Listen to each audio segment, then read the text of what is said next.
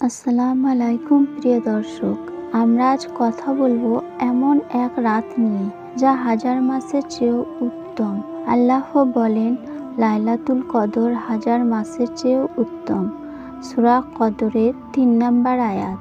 এই রাতে ঠিক আমল করলে ৮০ বছরের বেশি ইবাদতের সওয়াব পাওয়া যায়। কিন্তু আমরা কি জানি এই রাতের গুরুত্ব কতটা আর কিভাবে আমরা শবে কদর খুঁজে পাব? এই ভিডিওটিতে আমরা জানব শবে কদরের ফজিলত, এই রাতে বিশেষ আমল, রাসূল সাল্লাল্লাহু আলাইহি সাল্লাম কি করতেন, কিভাবে আমরা শবে কদরকে কাজে লাগাবো। চলুন শুরু করা যাক। ১ নম্বর, শবে কদরের ফজিলত। কোরআনে শবে কদরের গুরুত্ব নিশ্চয় আমি কদরের রাতে কোরআন নাজিল করেছি। সূরা কদরের ১ নম্বর আয়াত। এটি এমন এক রাত যখন ফেরেশতারা জিবরাইল আলাইহিস সালামের নেতৃত্বে দুনিয়াতে অবতরণ করেন। সূরা কদরের ৪ নম্বর আয়াত।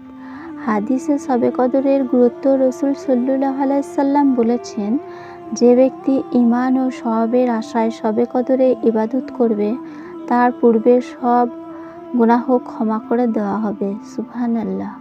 সহিহ বুখারী ২০১৪ নম্বর হাদিস। এই রাতকে সালামতি ও বরকতময় রাত বলা হয়েছে। এটি হাজার মাসের ইবাদতের চেয়েও বেশি সওয়াবের রাত। ২ নম্বর, শবে কদরের তারিখ ও চিহ্ন। কবে শবে কদর? নবীজি সাল্লাল্লাহু আলাইহি সাল্লাম বলেছেন, তোমরা শবে কদরকে রমজানের শেষ দশকের বিজয় রাতগুলোর মধ্যে তালাশ করো। বুখারী ২০২০ নম্বর হাদিস। সম্ভাব্য তারিখ ২১, ২৩, ২৫, ২৭ ও ২৯ রমজান। সবচেয়ে সম্ভাব্য তারিখ ২৭ রমজান। শবে কদরে কিছু আলামত। শান্ত ও স্নিগ্ধ রাত হবে। আকাশে বিশুদ্ধ পরিষ্কার পরিবেশ থাকবে। পরের দিন সূর্য সোনালি আলো ছাড়া উদিত হবে। ৩ নম্বর, শবে কদরের বিশেষ আমল। লাইলাতুল কদরে বিশেষ দোয়া হাদিসে আছে, রাসূল সাল্লাল্লাহু আলাইহি সাল্লাম আয়েশা রাদিয়াল্লাহু তাআলা আনহাকে শিখিয়েছেন, আল্লাহুম্মা ইন্নাকা আফুউন তুহিব্বুল আফওয়া ফাফু আন্নি। অর্থ, হে আল্লাহ, আপনি ক্ষমাশীল, আপনি ক্ষমা করতে ভালোবাসেন, আমাকে ক্ষমা করুন। তিরমিজি ৩৫১৩ নম্বর হাদিস। ২ নম্বর, বেশি বেশি ইস্তেগফার পড়া। আস্তাগফিরুল্লাহাল্লাযী লা ইলাহা ইল্লা হুয়াল হাইয়ুল কাইয়্যুম ওয়া আতুবু ইলাইহি। ৩ নম্বর, বেশি বেশি কোরআন তেলাওয়াত করা। ৪ নম্বর, তাহাজ্জুদ নামাজ পড়া। ৫ নম্বর, দান সদকা করা। রাসূল সাল্লাল্লাহু আলাইহি সাল্লাম বলেছেন, রমজানের শেষ ১০ দিনে দান সদকা করা সর্বোত্তম। বুখারী ৬৫৮ নম্বর হাদিস। ৪ নম্বর, রাসূল সাল্লাল্লাহু আলাইহি সাল্লাম শবে কদরে কি করতেন আমরা তা জানব। রাসূল সাল্লাল্লাহু আলাইহি সাল্লাম শেষ দশকে ইতিকাফ করতেন। বুখারী ২০২৫ নম্বর হাদিস।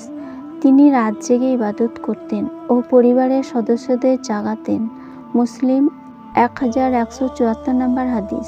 তিনি বেশি বেশি দোয়া, ইস্তেগফার ও কোরআন তেলাওয়াত করতেন। ৫ নম্বর হচ্ছে শবে কদরের রাতকে কাজে লাগানোর উপায়। ১ নম্বর, আগে থেকে পরিকল্পনা করুন। ২ নম্বর, ইবাদতের জন্য নির্দিষ্ট সময় ঠিক করুন। ৩ নম্বর, মোবাইল, সোশ্যাল মিডিয়া বন্ধ রাখুন।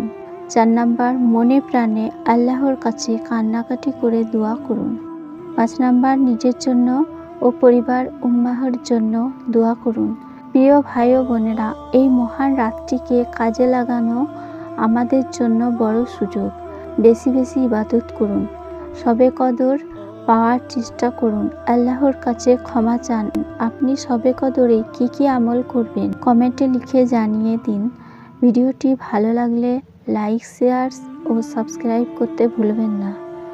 আল্লাহ আমাদের সবাইকে শবে কদরের বরকত দান করুন। আমিন। আল্লাহ হাফেজ।